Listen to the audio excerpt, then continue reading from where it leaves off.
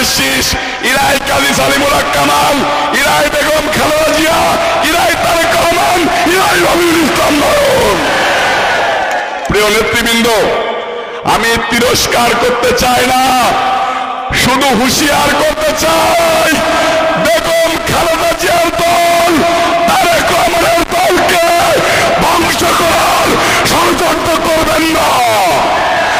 আপনার জাতীয় পার্টিকে বাংলাদেশ থেকে বিতাড়িত করেছি আপনার প্রিয় নেত্রী, আপনি যাকে এবং যাদের এমপিকে সাইফুজ্জামান শেখরকে এবং শ্রী বীরেন শিকদেরকে রাতের অন্ধকারে ফোন করতেন, বীরেন শিকদের সাথে বিভিন্ন সমাবেশে গিয়ে কুলাকুলি করতেন, তাদেরকে নিয়ে এইখানকার বিএনপিকে মামলা দিয়েছেন, হামলা দিয়েছেন, আর কোর্টে গেলে বলেছেন পার হেড 5,000 করে টাকা দেওয়া লাগবে, নাইলে আমি জামিন করাইতে পারবো না।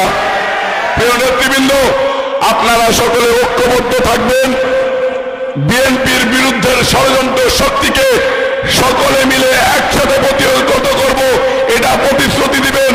ধানের শীষের পক্ষে কাজ করবেন, ধানের শীষের মার্কা নিয়ে যে আসবে তাকে বিজয়ী করব, কিন্তু আওয়ামী লীগের ভিতরে থেকে, জাতীয় পার্টির ভিতরে থেকে যারা বিএনপিকে দ্বিখণ্ডিত করতে চায় তাদেরকে আর কোন এলাকায় ঢুকতে দিবেন না। বাংলাদেশের আমি তরুণদের উদ্দেশ্যে বলতে চাই, বাংলাদেশের তরুণের সংখ্যা হলো 60%, জনগণের প্রতি 100 জনের ভিতরে 60 জন হলো তরুণ। এই তরুণরাই আমাদের এই দেশকে এগিয়ে নিয়ে যাবে। তরুণদের ভুল করলে চলবে না, তরুণদেরকে আগামী নেতৃত্বে আসতে হবে। তরুণরা বাড়িতে বসে থাকলে খালি স্লোগান দিলে চলবে না, স্লোগান দেশকে কিভাবে সামনে নিয়ে যাওয়া যায় সেটা চিন্তা করতে হবে, ভাবনা করতে হবে, কাজ করতে হবে। তাহলেই কিন্তু আমরা এই 31 দফায় যত কিছু বলা আছে এইটা করা সম্ভব হবে।